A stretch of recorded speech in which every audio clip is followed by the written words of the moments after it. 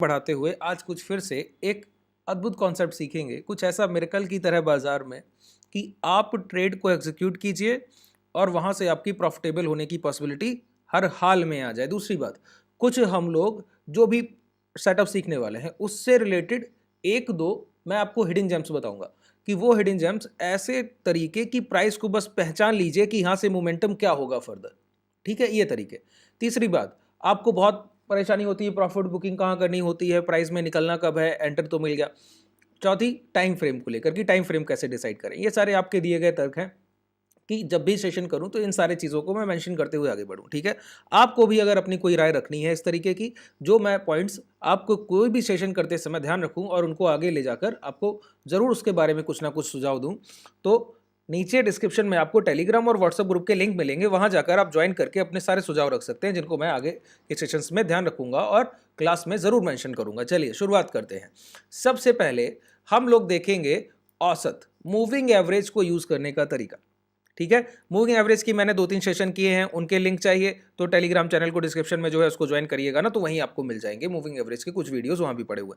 ठीक है, वहां से आप देख सकते हैं। देखिए मैं आपको बताऊं, मूविंग एवरेज में एक रिलेवेंट मूविंग एवरेज जिसको सभी यूज करते हैं उसको कहते हैं 20 का मूविंग एवरेज। जैसे आज मैंने दोपहर में जो सेशन किया बॉलिंजर बैंड पर, चैनल ओपन कीजिए, वहां पर आपको लिंक मिल जाएगा, वो वीडियो भी मिल जाएगा।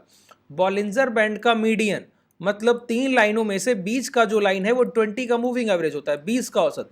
अच्छा, 20 का औसत कैसे रिलेवेंट हो सकता है? सबसे ज्यादा वरीयता अगर बाजार में दी जाती है या तो 20 के मूविंग एवरेज को, उसके बाद अगर दी जाती है तो 50 के मूविंग एवरेज को। मैं 20 के मूविंग एवरेज को 50 के मूविंग एवरेज से कहीं ज्यादा आगे प्रेफर करूंगा।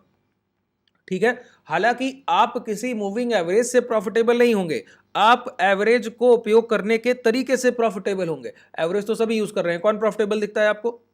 आप भी जाने कब से कर रहे होंगे।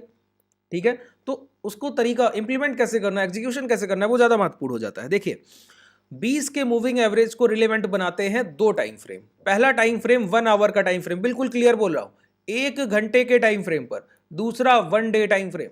अच्छा, क्यों ऐसा है? देखिए 20 का मूविंग एवरेज अगर आप डेली पर यूज कर रहे हैं मतलब वो आपको 20 दिन का औसत दे रहा है, और एक महीने में टोटल नंबर ऑफ सेशंस होते हैं 22।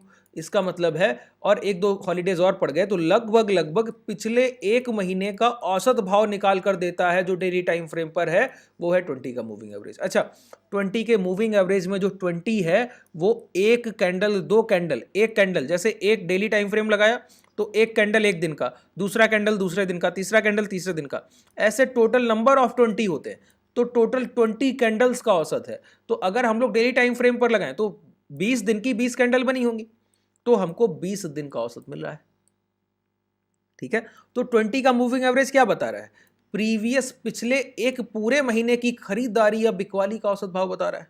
अच्छा एक बात बताइए, पिछले एक महीने की खरीदारी या एक महीने की बिकवाली का एवरेज प्राइस, अगर पिछले महीने और क्लोजिंग, सोर्स क्लोजिंग रखना है, सिंपल मूविंग एवरेज यूज करना है। ठीक है, अब देखिए अगर पिछले एक महीने की क्लोजिंग ऐसे देखिए कि 1 दिसंबर को प्राइस क्लोज किया 100 रुपए पर, 2 दिसंबर को क्लोज किया 105 पर, 3 दिसंबर को क्लोज किया 110 पर, 4 दिसंबर को क्लोज किया 115 पर। आपसे कोई पूछे 4 दिनों का औसत बताइए, आप चारों को जोड़ देंगे और डिवाइड बाई 4, क्योंकि टोटल नंबर ऑफ क्वांटिटी कितना है 4। ये औसत का तरीका हुआ ना, यही फॉर्मूला होता है। तो जो भी डेटा निकल कर आएगा, जो भी वैल्यू निकल कर आएगी, बता देंगे ये औसत भाव है। तो 1 2 3 4 चौथे दिन की क्लोजिंग क्या है 115, औसत जो भी आएगा वो लगभग लगभग 107 108 के आसपास कहीं मिलेगा, लगभग लगभग, अमूमन बता रहा हूं, पूरी तरीके से क्लियर नहीं। ठीक है, तो 107 108 के आसपास मिलेगा।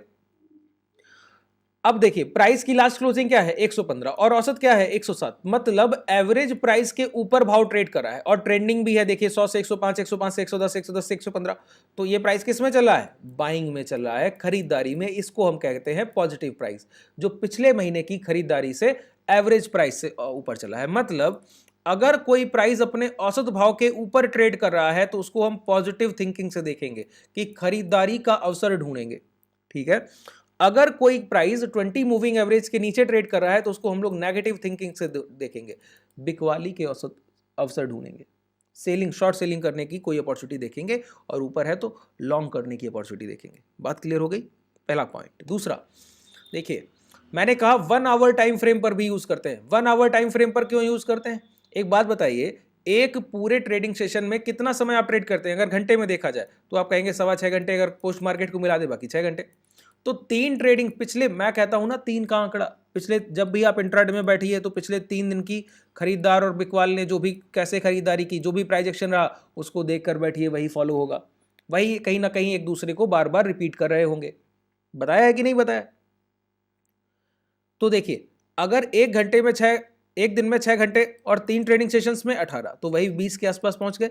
तो लास्ट 20 कैंडल्स 20 घंटों का औसत निकाल कर दे रहा है, जिसमें पिछले 3 दिन की एवरेज भाव निकाल कर दे रहा है, एवरेज प्राइस पिछले 3 ट्रेडिंग सेशन का, और उसके लास्ट ट्रेडिंग सेशन 3 दिन के जस्ट पहले के ट्रेडिंग सेशन के लास्ट 2 घंटे। मैं बताता हूं ना, amateurs open the market and professional closes the market. बाजार को हम जैसे छोटे रिटेलर ओपन करने के समय ट्रेड करते हैं, बिड करते हैं, और प्रोफेशनल क्लोजिंग टाइम पर बिड करते हैं। तो बड़े पैसे का डेटा क्लोजिंग आवर में मिलता है, मतलब पिछले 3 ट्रेडिंग सेशन का पूरा डेटा और चौथे लास्ट 4th ट्रेडिंग सेशन का लास्ट 2 घंटे के डेटा का औसत, खरीदारी या बिकवाली जो भी। तो वहां भी आवली टाइम फ्रेम के प्राइस ऊपर ट्रेड कर रहा है तो पॉजिटिव अप्रोच रखेंगे, नीचे कर रहा है तो नेगेटिव। तो आज हम लोग सिर्फ बाइंग के बारे में सीखेंगे, शॉर्ट सेलिंग भी सीखेंगे, लेकिन बाइंग पर थोड़ा सा ज्यादा फोकस रखेंगे, शॉर्ट सेलिंग भी सीखेंगे, ऐसा नहीं, ठीक है। तो बाइंग के बारे में क्या सीखेंगे कि खरीदारी कब और कैसे करनी, खरीदारी कब और कैसे करनी। तो ठीक है, तो 20 के मूविंग एवरेज को डेली टाइम फ्रेम पर सबसे पहले तो प्लॉट कीजिए, और एक हैक बताऊंगा, जब तक वो नहीं जान लेते तो समझिए कुछ नहीं जाना है, क्योंकि वो जब बनता है तो काम करता है सर, ठीक है। देखिए, यहां पर मैं आपको बोलता हूं प्राइस, एक एवरेज को इस तरीके से डिफाइन कीजिए, ये एवरेज हो गया, ठीक है, और प्राइस पहले से 20 मूविंग एवरेज के नीचे कैंडल बना रहा है, इस तरीके से चल रहा है। एक दिन प्राइस 20 के मूविंग एवरेज के ऊपर आ गया ना, आ जाने दीजिए, आ गया है, अभी कोई ट्रेड एग्जीक्यूट नहीं करना है। अब आने के बाद जब प्राइस अगले सेशन में भी चल रहा है तो भी चलने दीजिए, अभी भी कोई ट्रेड एग्जीक्यूट नहीं करना है। जब तक कोई रिट्रेसमेंट, किसी भी एवरेज के ब्रेकआउट के बाद जब तक पहला रिट्रेसमेंट नहीं होता है, कोई ब्रेकआउट के वैलिड होने के लिए हम लोग कोई एजम्पशन नहीं करते। ये प्राइस को चलना है 90 डिग्री के एंगल में, पूरा चले जाइए, मैं ट्रेड एग्जीक्यूट नहीं करूंगा, सिंगल ट्रेड। आप क्या कीजिए, आप पहले किसी भी एवरेज को ब्रेक करने के बाद, ऊपर की तरफ हो या नीचे की तरफ हो, ब्रेक करने के बाद सबसे पहला काम कीजिए, वहां पर रुकिए या फिर रिट्रेसमेंट कीजिए, थोड़ा सा लौट कर आइए नीचे की तरफ, और उस लौट के आने में लास्ट स्विंग लो नहीं जाना चाहिए। लास्ट स्विंग लो को समझिए, प्राइस इस तरीके के हायर हाइस के फॉर्मेशन में चल रहा हो, ऊपर एक 20 का मूविंग एवरेज आ गया हो, इस तरीके से प्राइस चलते हुए ये ब्रेक कर दे। ब्रेक करने पे मैंने कहा लॉन्ग नहीं करना है, लॉन्ग नहीं करना है तो फिर प्राइस गिर जाए, और गिरने के बाद लो ब्रेक कर दे, लो ब्रेक करके प्राइस बस ये लास्ट स्विंग लो जहां से प्राइस मुड़कर रिवर्स होके ब्रेकआउट की तरफ गया था और इस एवरेज को ब्रेक कर दिया था, उस एवरेज के ब्रेक करने के बाद जब रिट्रेसमेंट हो तो औसत के नीचे तो भाव आ सकता है, ध्यान रखिए, औसत के नीचे प्राइस आ सकता है, लेकिन लास्ट स्विंग लो के नीचे प्राइस नहीं आना चाहिए, लास्ट स्विंग लो के नीचे प्राइस नहीं आना चाहिए। बिल्कुल क्लियर हुआ पॉइंट? तो देखिए, पहला एक इंपैक्ट में हाई बनने दीजिए, अभी लॉन्ग नहीं करना है, प्राइस लौट के आएगा और दोबारा जाकर अगर इस हाई को ब्रेक कर दिया, अब लॉन्ग कीजिए, स्विंग लो का स्टॉप लॉस है, स्विंग लो का। आप कहेंगे ये एसएल एरिया बड़ा है, मैं कहता हूं हेजिंग सीखिए, हेजिंग सीखिए, कोई एसएल एरिया बड़ा नहीं है। आप 50 पॉइंट का एसएल लेके 50 पॉइंट का एसएल लेके 20 पॉइंट लॉस बुक करेंगे, मैं 200 पॉइंट 250 300 पॉइंट दूर अपना एसएल प्लान करूंगा तो भी 20 पॉइंट का लॉस बुक नहीं करूंगा, समझिए, ये हेजिंग होती है। अगर हेजिंग आपको सीखनी है तो देखिए, अभी मैंने जस्ट शुरुआत की है बेसिक से ऑप्शंस को सिखाने की, ऑप्शन एंड फ्यूचर को बिल्कुल बेसिक से जस्ट अभी बैच में शुरुआत की है। अगर आप जो एनरोल करना चाहते हैं तो नीचे आपको डिस्क्रिप्शन में कॉन्टैक्ट डिटेल मिल जाएगी। मैं बस बता रहा हूँ कि कैसे भूमिका बना रहा हूँ अभी ट्रेडर्स की, कि क्या ऑप्शन सेलिंग होती है, क्या हेजिंग होती है, सेलिंग से हेजिंग कैसे अलग है। कई लोग समझते हैं कि मार्जिन आपको 80,000 1,00,000 रुपया देना पड़ता है एक लॉट को शॉर्ट करने के लिए, नहीं भाई, 30-35,000 इनफ फंड होता है आपके पास, 30 to 35,000 एक लॉट की पोजीशन के लिए इनफ फंड होता है। कोई बहुत पैसा देकर हेजिंग नहीं कर रहा है ट्रेडर्स, ऑप्शन सेलिंग कोई इतना कॉस्टली नहीं है, बस अभी आप तरीका नहीं समझते हैं, इस वजह से ऐसा बोल रहे हैं, ठीक है। और हेजिंग एक ऐसा टूल है कि जहां पर आप अपने एसएल एरिया को 500 पॉइंट दूर रखेंगे और ट्रेड अगर आपके फेवर में नहीं भी गया तो 500 पॉइंट अगेंस्ट जाएगा तो भी आप लॉस नहीं करेंगे। 500,000 पॉइंट आपके अगेंस्ट मोमेंटम की आप टैकल कर सकते हैं, ये हेजिंग का एक सबसे बड़ा बेनिफिट है, ठीक है। तो मैंने आपको क्या बताया, बताइए, एवरेज के ऊपर प्राइस आ जाए और इंपैक्ट में जो हाई लग जाए, दोबारा लौट के आने पर यहां पर अभी शॉर्ट सेलिंग नहीं करनी जब तक लास्ट स्विंग लो नहीं जाता, अभी लॉन्ग नहीं करना जब तक लास्ट स्विंग हाई नहीं जाता। अगर लॉट के प्राइस निकल गया तो अब लॉन्ग करना है, अब लॉन्ग करना है। बात क्लियर हो गई? बिल्कुल क्लियर है। चलिए अब देखिए यहां पर इस तरीके की लॉन्ग पोजीशन मैं आपको दिखाऊं, आइए ध्यान रखिए।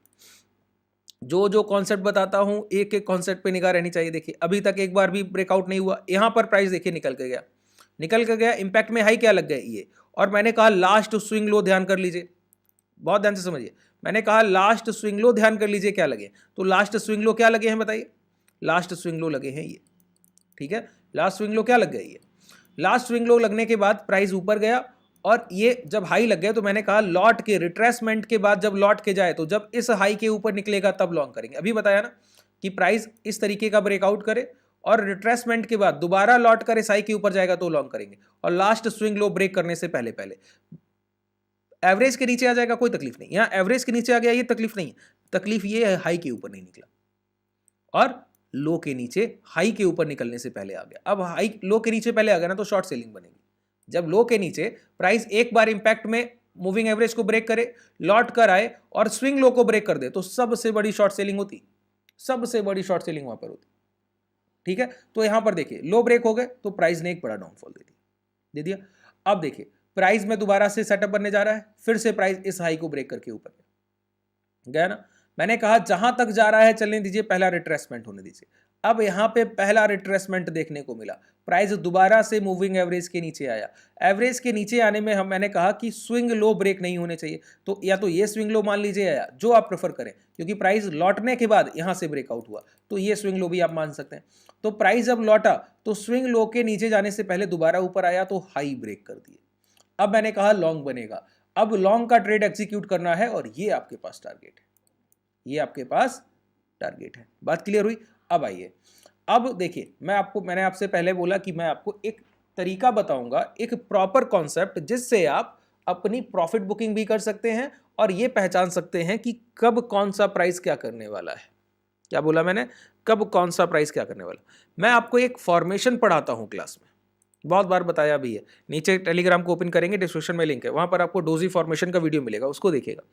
मैं आपको एक तरीका बताता हूं कि जब भी प्राइस एक इस तरह का कैंडल बनाए जिसमें बॉडी साइज ना के बराबर हो तो इसको हम कहते हैं अनरिजल्टेबल कैंडल, कि इसमें कोई परिणाम नहीं है, बायर सेलर पूरी तरीके से इक्वल है, पूरी तरीके से बॉडी साइज ना के बराबर। देखिए डोजी के फॉर्मेशन ऐसे भी हैं कि बॉडी साइज थोड़ा मिल जाए, थोड़ा बड़ा मिल जाए या फिर ऊपरी लेवल में मिल जाए। मैं कहता हूं ऐसा फॉर्मेशन जिसमें इस तरीके की लकीर जैसी दिखे बॉडी साइज की जगह, बॉडी साइज की जगह इस तरीके का एक लाइन की तरह रिप्रेजेंट कर रहा हो कि कॉस्ट टू कॉस्ट 100 पर भाव खुला, एक्यूरेट 100 पर बंद हो गया। ये बायर या सेलर के प्रेशर को दिखाता है, ये कैंडल बायर या सेलर के प्रेशर को दिखाता है कि कितनी ज्यादा खरीदारी का प्रेशर होगा, एक ही भाव पर रुक कर रह गए। अच्छा एक दिन हो तो ठीक बात है, अगर 2 3 4 दिन हो रहा है और एक ही जोन में ऐसे हो रहा है या फिर ऐसे हो रहा है या फिर कैसे भी, मतलब नियर बाई औसत, नियर, अच्छा एवरेज प्राइस सबसे एक ऐसा प्राइस है जहां से निर्णायक भूमिका निभाएगा। सोचिए 20 कैंडल्स का औसत आप डेली टाइम फ्रेम पर लें और प्राइस ऊपर जाके दोबारा लौट कर यहां पर आ जाए तो ये पिछले 20 दिनों की जो औसत खरीदारी है उसके पास प्राइस आया कि नहीं आया। तो यहां पर कितना प्रेशर होगा बायर को बाइंग करने का, बहुत जोर होगा ना कि किसी तरीके से खरीदारी कीजिए, आपके औसत भाव के पास खड़े हैं, नहीं तो आपके औसत भाव के नीचे निकल जाएंगे प्राइस। तो वहां पर अगर एवरेज प्राइस के ऊपर 3 से 4 कैंडल या 2 कैंडल इस तरीके से नो बॉडी साइज बन जाए तो एवरेज प्राइस के ऊपर बन रहा है तो पॉजिटिव डायरेक्शन। क्या कह रहा हूं, बहुत ध्यान से सुनिए। यहां पर आपको कहीं भी एसएल हंटिंग देखने को नहीं मिलेगी, और टारगेट रखिए 1:3, 1:4, 1:5, जो मन रखिए आप, जो आपका मन करता है रखिए, और एसएल एरिया इतना छोटा और टारगेट बहुत बड़े बड़े। ये अल्ट्रा प्रो सेटअप है सर, ठीक है।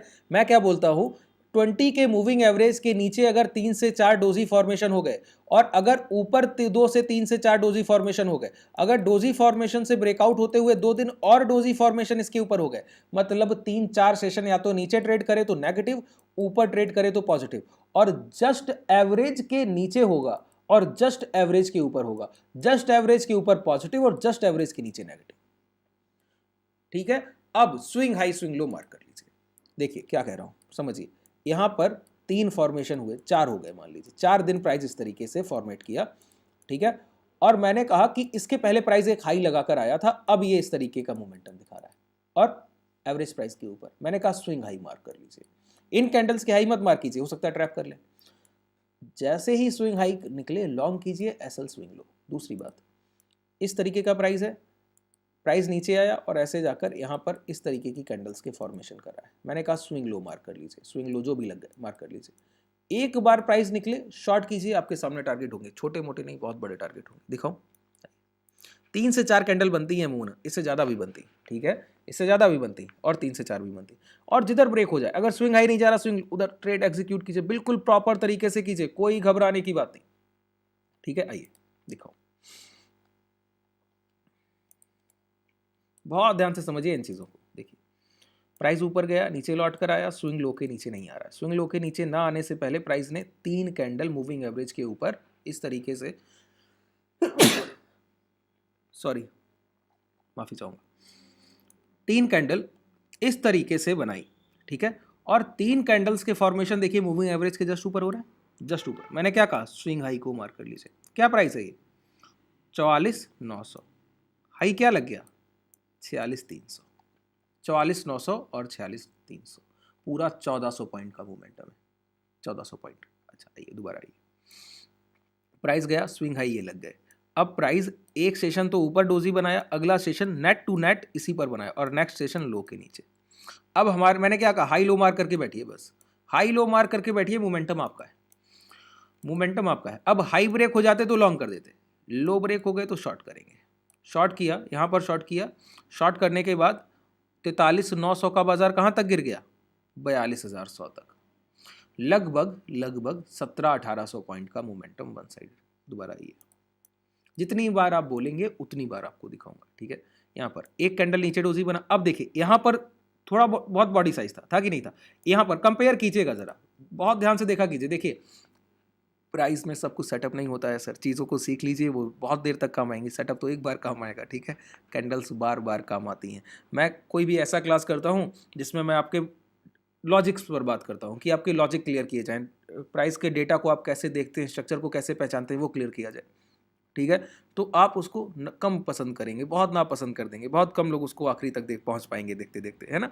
और जब मैं सेटअप की बात करूं तो आप लोग आखिरी, मैं आपको बताता हूं, प्राइस स्ट्रक्चर को समझिए, भाव की परिभाषा को, लैंग्वेज को समझिए, उससे पूरी तरीके से जुड़ाव रखिए। इसके लिए मैं एग्जाम्पल भी देता हूँ, बताता हूँ कि नहीं बताता हूँ, कि अगर आप किसी अपने एक रिलेटिव के यहाँ गए और आपके परिवार के सदस्य आपके साथ है और किसी ने कोई ऐसी बात कर दी जो आपको पसंद नहीं है, आपके परिवार को पसंद नहीं, तो आप इस बात को पहचानते हैं कि मेरे परिवार के इस फैमिली मेंबर को ऐसी बात करना पसंद नहीं है, तो आपको उनका स्वभाव पता होगा कि वो कैसे रिएक्ट करेंगे।